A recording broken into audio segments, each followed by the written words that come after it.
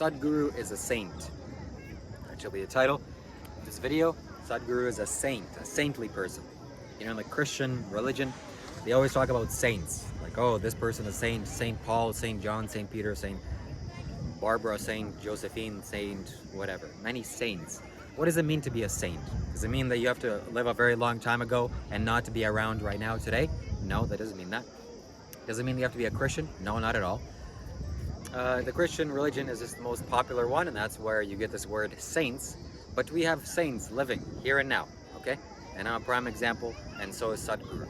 Sadhguru is by far the most enlightened human being that I've seen walk this planet Earth. And he's on YouTube. So, congratulations to him, shout out to him. In fact, I have seen a video of him recently. Okay, he hasn't posted very much recent videos, but it wasn't even a video actually. It was an audio recording of him. And it was to do with the Buddha Purnami, or the Buddha's Enlightenment Day, which was just 1 or 2 days ago. And it was an audio recording of Sadhguru explaining what the Buddha's Enlightenment Day is and how it's a special occasion, and the Buddha isn't the only being that's been awakened, that's been realized. So you could hear in the tone of voice of Sadhguru that he was sickly. It sounded like he was bedridden, which that's why I made the last 2 or 3 videos talking about him and his condition, because I feel it's a very responsible thing for me to do, to convey to you the feelings that I have inside towards this man and what I think is happening, or what I think energetically is unfolding, unfruiting. Why? To get you into the right urgency state of mind. You have to do whatever you need to do right now, because the master is still alive. And again, for all the people that are delusional people out there listening to me and they're getting scared, they have ants in their pants, buddy, listen, okay? Sadhguru is 66, 67, 68 years old, however, late 60s. What do you think? Okay, what do you think? Is it what, 500 years and I'm saying something, oh my God, it's a 20-year-old? No, okay? He's in his last stage of his life, and I have to talk about this, I have to say this, that before this health condition started, his big situation happened, Sadhguru was one way. And even though, yes, he's old in age and he has an old kind of looking beard and he's a wise man, it didn't matter. He was still going on. He could live 20, 30, 40, 50, 60, 80 years, I don't know, 60, 70 years, okay? And I hope he does. But when this condition started, something very, very significant shifted in him. And that's just what I'm reporting to you, okay? I'm just the messenger here. I'm just conveying to you the news, how I see it. So however way this person's energy is touching me, that's what I'm saying to you. And fundamentally, more importantly, much deeper things, much deeper insight has happened to me as it relates to Sadhguru. I've talked about it in the first video. You watch it. It's titled Sadhguru is Preparing to Take Mahasamadhi. Okay, it's my most viewed video up until this point on YouTube. My long format videos, I mean. I have YouTube shorts that have done much more, at least twice as many views. You should watch them too. It's very funny. So Sadhguru has built a samadhi for himself, Mahasamadhi. It's a little big square block. You should look it up on YouTube. You can look up Viji's samadhi. Actually, I have it on the thumbnail of that video. And he's built one for himself, and just a few weeks ago it became active. I felt and sensed the energy coming out of it. So it turned on. Like, turn on a light switch to your house, to some appliance. Well, similarly, that thing has been turned on. Now, whatever Sadhguru is planning, whatever his situation is, maybe I'm wrong, maybe something else triggered this, but I'm combining all these 3 things. His health condition, how he is, his energy, how his energy significantly shifted, and this thing that's happening to his samadhi spot. It's all making me conclude certain things. Well, I shouldn't really conclude. I'm not really concluding anything, actually. I'm not concluding much. But I'm just telling you the facts. This is what I see it, this is how I see it, and you decide for yourself what needs to be done, okay? So that being said, and leaving this topic aside of his passing or his leaving, I hope, truly, I hope he stays around for 20 more years, okay? But, and I will do whatever I can energetically to send good wishes and good feelings towards him, and hope he heals himself and recovers very, very fast. Truly, that's what I hope for. And maybe that'll happen. That'll be fantastic. Sadhguru is a saintly person, okay? He's a saint. He's much more of a saint than probably any of the beings that have walked this planet Earth in terms of the Christian saints. That definitely wonderful, remarkable human beings. I don't know who they are or what they've done, but they haven't accomplished what Sadhguru has accomplished. And what did he accomplish? He consecrated the Dhyanalinga. Sadhguru has stated in multiple videos, not multiple, at least one video, he said that human beings are not going to understand what the Dhyanalinga is for the next probably 200 or 300 years, something along the lines. And I'm very thankful and glad to say that I understand what it is.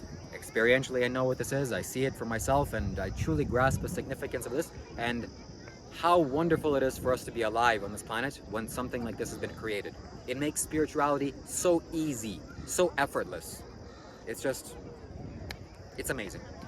So briefly talking about the Dhyanalinga, what the Dhyanalinga is like a monster sitting there in the Dhyanalinga temple. He's just a monster. He's a ginormous, gigantic man. Can't really call him a man. He's like a monster, okay? And he's a perfect monster. He's a perfect being that is in the universe. Whatever is inside of this casing, that being has explored it fully and opened it up to its fullest dimension. And he's just sitting there, everything, 114. Everything that can be inside of this thing, he has activated. It's fully on. And you're just sitting in front of him. That's what it's like.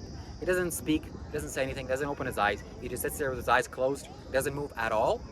And you get to witness him. You get to sit in his presence. So what can you do if you haven't been here, if you haven't touched the space physically? Go print a picture of the Dhyanalinga or go buy it at Isha Life. Put it somewhere in your room, in your bedroom, nice, secluded spot from everything else, and just look at it. Just stare at it. Every single day for 2 minutes, minimum, at least. Then things will happen to you. Okay? I can promise you that. Personally guarantee it. Things will just start to happen to you, and this being can teach you from very, very far away.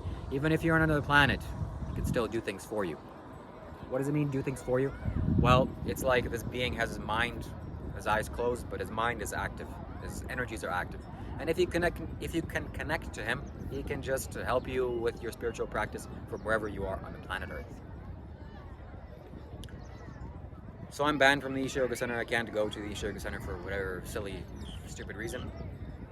But this has given me the ability and the very strong inclination and desire to connect to this space, regardless of the physical proximity that I don't have.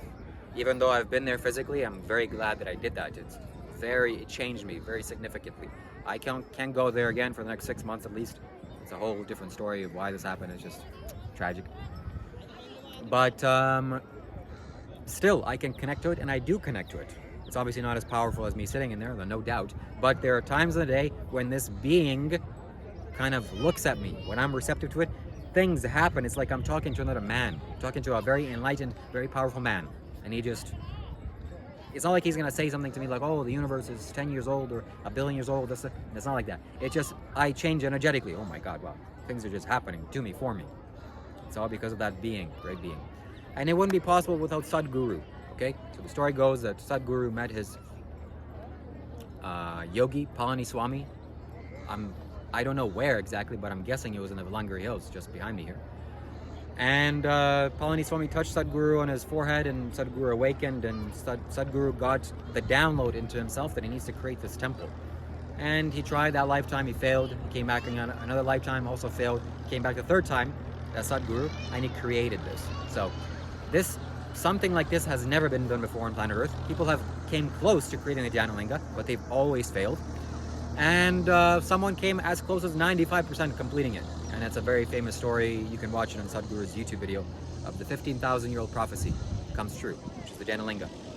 So they came very, very close, 95% close to creating a Dhyanalinga, a perfect being in an energy form. But an invasion happened, and they all got basically destroyed, and it didn't come to fruition. And why? Because, my friends, this needed to be done in the Velliangiri hills, which is no better place on earth to get this done, to create this. Why?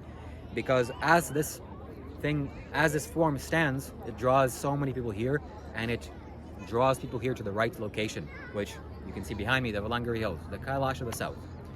So I'm here with DJ. DJ, stand up if you want. You can say hi to the camera. A good friend now and a long-time subscriber. Shout out to you, DJ.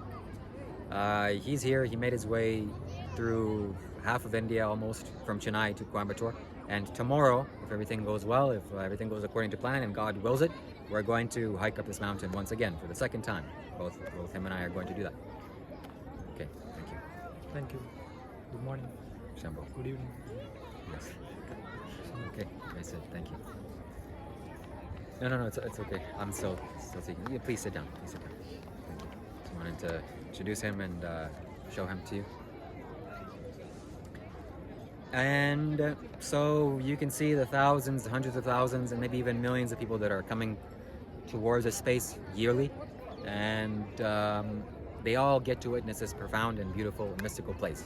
Of course, the Adiyogi is there, that's been built for this purpose, and all these beings are getting to touch this energy and be touched by this energy of the Velliangiri Hills, which is just so electric and magnificent.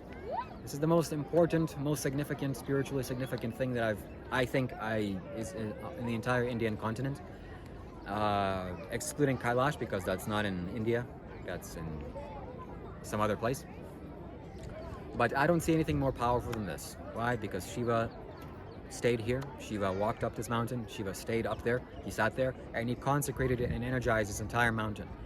I don't even believe that this is possible or how this is possible. I have still some things to work out in my mind of how this is even real, but it is real. And when I see people coming down the mountain and I see their energy, it's like that there are no words to describe it. I hope that 1 second of your life you'll get to witness this energy and be touched by this, and that's it, your whole life will be changed. So it's fantastic that this Dhyanalinga has been created here in the Velliangiri Hills, because so many people get to witness this, so many people now get to climb this, and it is in the perfect location, it's in the right spot. So you wouldn't build some amazing tourist attraction in the middle of the desert because not many visitors, but now he's built this in the most perfect geographical location. It's not so inaccessible like Kailash. Kailash is very difficult to go to. This is fairly simple to go to, and even the mountain itself, 4 hours to get up there, and the energy up there, as soon as you pass a certain threshold of maybe 3 kilometers, it's 4 kilometers tall. As soon as you pass a certain threshold, you feel like you're in heaven. Everything just becomes so still, so calm. No one can make you angry. It's impossible. Someone can do something so tragic to you or whatever. It's not possible up there, actually. But everything just understood, it's so simple, life is so easy, and I'm just a human being, and everything's impermanent, and it's okay, and I'm going to die, and this life is so wonderful, and I get to live and enjoy this planet, and it's beautiful, amazing. And as soon as you start walking down, this has happened to me the last time I came down here, or went up there and came down. As I'm coming down, I pass a certain threshold of now I'm getting more into the dense earth side of things, and I just became angry, like, oh God, why do I have to live like this, with this earth and all this chaos and density and people and their confusion and cars and things and objects, and I'm like, oh my God. But that's the reality. I can't really live up there. So maybe in the future I'm going to live up somewhere in the mountains. I hope so. That's the best place to live. And that's it. I have nothing else to share or say. That's the end of this video, my friends. Thank you so much for watching. Stay tuned for the next one. Goodbye. Shiva Shambho. Shiva.